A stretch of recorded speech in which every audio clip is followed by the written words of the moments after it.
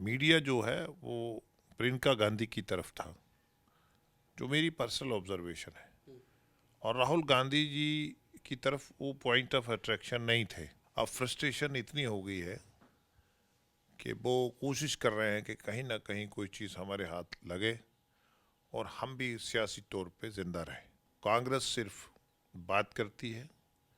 कांग्रेस ने कभी दलित के हित में काम नहीं करा है। कांग्रेस ने बाबा भीमराव अंबेडकर जी को हराया था। होम मिनिस्टर साहब का कतन ये ऐसा इंटेंशन, नीयत दूर दूर तक नहीं हो सकता कि दलित के खिलाफ हो।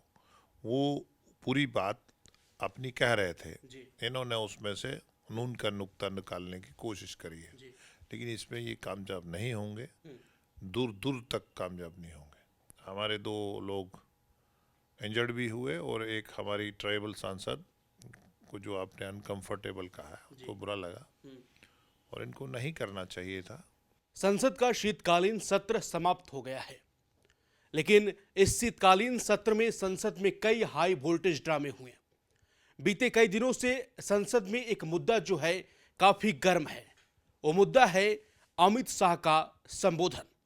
संविधान पर अमित शाह राज्यसभा में संबोधन दे रहे थे। उस दौरान अमित शाह ने बाबा साहेब अंबेडकर जी के लिए कुछ लाइनें कही। इसके बाद से कांग्रेस ने आरोप लगाया कि अमित शाह द्वारा बाबा साहब का अपमान किया गया है। उसके अगले दिन संसद में धक्का मुक्की कांड हुआ। धक्का मुक्की कांड में दोनों पक्षों से जमकर आरोप प्रत्यारोप हुए। बीजेपी वालों ने कहा कि राहुल गांधी ने 2 सांसदों को धक्का दे दिया। फिलहाल दोनों सांसद घायल हैं। उसके बाद बीजेपी की महिला सांसद राहुल गांधी पर आरोप लगाती है कि राहुल गांधी उस भीड़ में आए, उसके बाद मैं अनकंफर्टेबल हो गई। उसके बाद से कांग्रेस पार्टी प्रेस वार्ता करके भी कही कि हमारा कोई वैसा इंटेंशन नहीं था और धक्का मुक्की नहीं किया गया है। इन तमाम मुद्दों पर बातचीत करेंगे, क्योंकि हमारे साथ खुद संसद के सदस्य राज्यसभा से गुलाम अली खटाना साहब हैं। खटाना साहब अमित शाह के संबोधन के दौरान खुद संसद में मौजूद थे और हम जानने की कोशिश करेंगे कि क्या सच में अमित शाह ने बाबा साहेब अंबेडकर की कोई आलोचना की या फिर कोई अपशब्द बोला। हम उसकी सच्चाई जानेंगे और तह तक समझने की कोशिश करेंगे। सर, आपका बहुत स्वागत है। मेरा पहला सवाल, अमित शाह जी का संबोधन हुआ राज्यसभा में और कांग्रेस ने आरोप लगाया कि बाबा साहब का अपमान किया गया है अमित शाह द्वारा। हालांकि अमित शाह जी ने प्रेस कॉन्फ्रेंस कर अपनी बात रख दी है, लेकिन आप उस वक्त मौजूद थे। अंदर क्या कुछ हुआ था? क्या उनका बयान या कुछ इंटेंशन कहने का गलत था? आपको क्या लगा? देखिए, जब किसी नेशनल जमात को जी लोग रिजेक्ट कर देते हैं जब, तो वो कहीं ना कहीं फ्रस्ट्रेट हो जाती है। कांग्रेस की लीडरशिप और खासकर मेन लीडरशिप फ्रस्ट्रेट हो गई है, खासकर इसके महाराष्ट्र और इसके रिजल्ट के बाद, हरियाणा के रिजल्ट के बाद। अब फ्रस्ट्रेशन इतनी हो गई है कि वो कोशिश कर रहे हैं कि कहीं ना कहीं कोई चीज़ हमारे हाथ लगे और हम भी सियासी तौर पे जिंदा रहें। ये बिल्कुल गलत बात है। भारतीय जनता पार्टी हमेशा ट्राइबल हो, दलित हो, उसके हित में काम करा है। ओबीसीज हूँ और उनको इज्जत दी है, मान दिया है, सम्मान दिया है। कांग्रेस सिर्फ बात करती है। कांग्रेस ने कभी दलित के हित में काम नहीं करा है। आप देख लीजिए, कांग्रेस ने बाबा भीमराव अंबेडकर जी को हराया था और वो सिर्फ दिखाती है दलित ऊपर से मुंह से, लेकिन प्रैक्टिकली काम नहीं करते हैं। देश के वज़ीर आज़म नरेंद्र मोदी जी जैसे ही देश की कमान संभाली, उन्होंने कई जो उनकी स्टेचूज़ हैं बड़े शहरों में, और उनको सम्मान, उनके नाम का छुट्टी और कई चीज़ें, दलित practically, Bharatiya Janata party practical काम करती है। वो सिर्फ दिखावे के लिए, सियासी कंजप्शन के लिए और लोकल कंजप्शन के लिए बात करते हैं। अमित शाह जी जब राज्यसभा में बोल रहे थे सर, तो एक लाइन उन्होंने बोला कि आजकल अंबेडकर अंबेडकर अंबेडकर बोलना एक फैशन हो गया है। इसी बात का तूल जो है विपक्ष पकड़ ली और उनका कहना है कि अपमान किया गया इस प्रकार से बोलकर। बिल्कुल गलत लिया है उन्होंने। जी। होम मिनिस्टर साहब का कतन ये ऐसा इंटेंशन नीयत दूर दूर तक नहीं हो सकता कि दलित के खिलाफ हो। वो पूरी बात अपनी कह रहे थे, जी। इन्होंने उसमें से नून का नुक्ता निकालने की कोशिश करी है, जी। लेकिन इसमें ये कामयाब नहीं होंगे, दूर दूर तक कामयाब नहीं होंगे। खड़गे साहब तो यहाँ तक कह दे कि होम मिनिस्टर साहब को इस्तीफा दे देना चाहिए। विपक्ष वाले तो इस्तीफा मांग रहे हैं उनका। अब बड़ी बड़ी ठींगे मारने से लोग थोड़ी ना एक्सेप्टेबिलिटी थोड़ी ना बनती है। लोगों ने एक्सेप्ट करना है, प्रैक्टिकली दलित का काम करना पड़ता है। लेकिन खटाना साहब ये भी नहीं भूलना होगा कि देश के कई राज्यों में प्रोटेस्ट कर रहे हैं लोग। कई राज्यों में विपक्षी दलों के नेता सड़क पर हैं, युवा सड़क पर हैं, कह रहे हैं कि भाई अपमान हुआ है। लोग मान नहीं रहे हैं उस बात को कि अमित साहब ने कोई अपमान नहीं किया। मिस रिप्रेजेंट करते हैं, जी। बेवकूफ़ बनाते हैं लोगों को। और क्या कहेंगे सर, जिस तरीके से संसद परिसर में कल एक वाकया हुआ, धक्का मुक्की हुआ, उसके बाद राहुल गांधी पर आरोप लगे, राहुल गांधी पर एफआईआर भी हो गए हैं उनके ऊपर, तो क्या कुछ घटना घटित हुआ था? जो मुझे लगता है कि जी।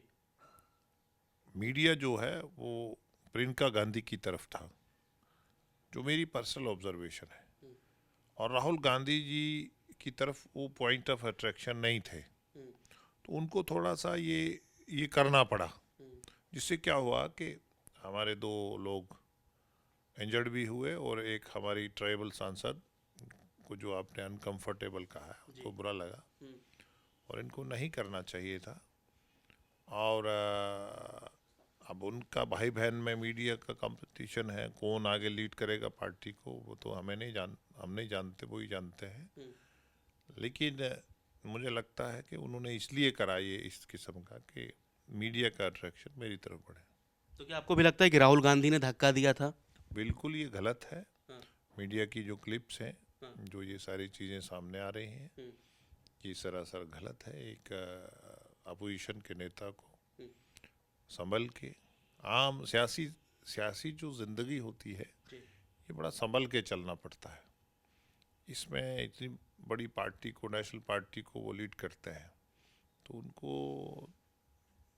उनसे महिला सांसद, और वो भी ट्राइबल सांसद, अनकंफर्टेबल हो, 2 मेंबर पार्लियामेंट इंजर्ड हो जाए, तो जब हम निकलते हैं तो हमें तो मालूम नहीं होता है कि हमारे होम मिनिस्टर साहब, प्राइम मिनिस्टर साहब जब निकलते, एक दिन होम मिनिस्टर साहब ने तो मुझे पीठ थपथपाई, तब मुझे पता चला होम मिनिस्टर साहब आ रहे हैं। तो ठीक है, बड़े नेता हैं, सत्ता रही है 70 साल, लेकिन इतना गुमान है, इतना ईगो, इतना छोटी छोटी चीज़ें भी नज़र आनी चाहिए आसपास। लेकिन आप लोगों ने भी देखा होगा सर, 2024 का जब लोकसभा का इलेक्शन था तो विपक्ष संविधान को लेकर एक अलग ही कैंपेन चलाई, एक अलग अलग ही माहौल बनाया गया कि बीजेपी सत्ता में आएगी, मेजोरिटी इनके पास रहेगा तो यह संविधान बदल देंगे। उसके बाद से, जब से संसद सत्र चल रहा है, उसके बाद से हाथ में संविधान लेकर आते हैं, बोलते हैं कि संविधान की रक्षा अगर कोई कर सकता है तो कांग्रेस पार्टी कर सकती है। बीजेपी वाले संविधान के अनुरूप नहीं चलते, संविधान के खिलाफ चलते हैं। तो इस प्रकार का जो कंट्रोवर्सी संविधान को लेकर किया जाता है, इस पर क्या कहिएगा? देखिए, आप गूगल पे जाइए, वहाँ लिखिए कि 70 साल जुडिशरी में, जुडिशरी की पावर, जजेस की पावर या उनका सिलेक्शन प्रोसेस को कैसे तोड़ मरोड़ करा है। आप वहाँ देखिए फेडरल स्ट्रक्चर को कैसे नुकसान हुआ है। 356 कितनी बार गलत इस्तेमाल हुआ है, 92 टाइम्स। और देखिए बीजेपी ने कितनी बार करा है। आपको उस पर अब चाचा गूगल तो झूठ नहीं ना बोलेगा। आप देखिए ना जाके उन्होंने, और 75 में क्या करा, वो हमें दिखाएंगे क्या? वो तो एक फैमिली को सेव करने के लिए, उनको कहाँ, वो फैमिली को पूछ के चलते हैं। भारतीय जनता पार्टी वाम को पूछ के चलती है। उनके टाइम में prime minister doctor Manmohan Singh 10 साल प्राइम मिनिस्टर रहे, 11वें नंबर पे थे, 11वें भी रहे। उन्होंने देश के वज़ीर आज़म जैसे ही कमान संभाली, हम 11वें नंबर से 5वें नंबर की मईशत ताकत बने। अभी हम तीसरी बड़ी मईशत बनने वाले हैं। देश की जो कांग्रेस और इसके साथ रीजनल पार्टीज हैं, इन्होंने खासकर जो अल्पसंख्यक है उसको बैकवर्ड रखा, उसको अनपढ़ता के साथ जोड़ा, उनको क्राइम के साथ जोड़ा, उनको टेररिज्म के साथ जोड़ा। आज देश का अल्पसंख्यक चाहता है स्टार्टअप स्टैंड अप के ज़रिए वो विकसित भारत का हिस्सा बनना चाहता है। और देश के वज़ीर आज़म अपनी सबसे बड़ी दुनिया की पार्टी की जब रहनुमाई और बड़ी मीटिंग लेते हैं तो बोलते हैं एक हाथ में कुरान और एक हाथ में हम टेक्नोलॉजी और कंप्यूटर। ये तो अपनी सभाओं में मैनिफेस्टो में अल्पसंख्यक की बात नहीं करते, अफोर्ड ही नहीं कर सकते कि खाली वोट लेते हैं इन्होंने मुसलमानों को वोट बैंक और ऊपर से डराते हैं उनको।